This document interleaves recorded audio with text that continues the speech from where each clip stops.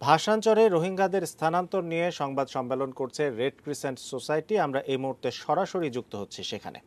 বাঁচানোর জন্য বাংলাদেশে প্রবেশ করেন মাননীয় প্রধানমন্ত্রী জননেত্রী শেখ হাসিনা। মানবতার পরিচয় দিয়ে মাদার অফ হিউম্যানিটি, তিনি এই দেশে তাদেরকে আশ্রয় দেন। কিন্তু যে অবস্থায় তারা এসেছিল, এত মানুষকে আসলে সত্যি করতে আশ্রয় একসাথে দেওয়া এই ছোট্ট একটি জায়গায় খুবই কঠিন হচ্ছিল।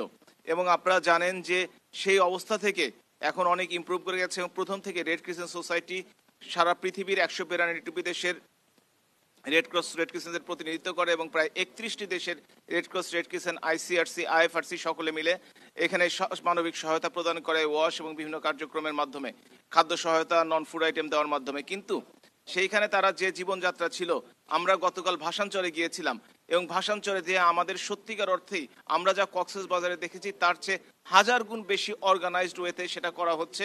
এবং সেখানে তারা বাসস্থান রয়েছে বাচ্চাদের স্কুলিংয়ের সুযোগ, হাসপাতাল রয়েছে যেখানে শল্য চিকিৎসার ব্যবস্থা রয়েছে এবং কমিউনিটি ক্লিনিক, খেলার মাঠ থেকে শুরু করে বড় বড় লেক রয়েছে এবং তাদের জীবনযাত্রার জন্য কুটির শিল্প কিংবা অন্যান্য এই সবজি লাগানোর ব্যবস্থা থেকে শুরু করে তাদের লাইভলিহুডের ব্যবস্থা করা হয়েছে।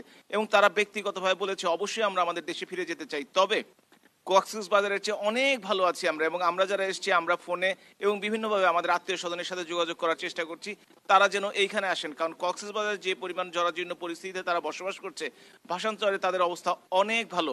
এবং আপনারা জানেন ইতিমধ্যেই যে বাংলাদেশ বিআইডব্লিউটিসির মাধ্যমে তাদের কমিউনিকেশন সিস্টেমটা চালু হয়েছে। সে চেয়ারম্যান ঘাট থেকে শুরু করে নোয়াখালীর এইখানে প্রতি শনিবার মঙ্গলবার তাদের একটা সি বোট, সি ট্রাক চালু হতে যাচ্ছে। এবং সকল অর্গানাইজেশন, আমরা বাংলাদেশ রেড ক্রিসেন্ট সোসাইটির পক্ষ থেকে তাদেরকে প্রাথমিকভাবে আইএফআরসি 1 কোটি টাকা অনুমোদন দিয়েছে এবং আমরা এ পর্যন্ত প্রায় রোহিঙ্গাদের জন্য 17 থেকে এ পর্যন্ত প্রায় 1000 কোটি টাকা আমরা ব্যয় করেছি। এবং এখানে আমরা 3 মাসের তাদেরকে খাদ্য সহায়তা দেওয়ার প্রতিশ্রুতি দিয়েছি এবং স্বাস্থ্য সেক্টরে এবং ওয়াশ প্রোগ্রাম সহ যে সমস্ত প্রোগ্রামে তাদের সহযোগিতা প্রয়োজন হয় আমরা বাংলাদেশ রেড ক্রিসেন্ট সোসাইটি এবং ইন্টারন্যাশনাল অর্গানাইজেশন সহযোগিতা করে আমরা ইনশাআল্লাহ তাদেরকে সহযোগিতার হাত বাড়িয়ে দিব। দর্শক, ভাসানচরে রোহিঙ্গাদের স্থানান্তর বিষয়ে রেড ক্রিসেন্ট সোসাইটি সংবাদ সম্মেলন করছিল, আমরা সরাসরি ছিলাম সেখানে। চলে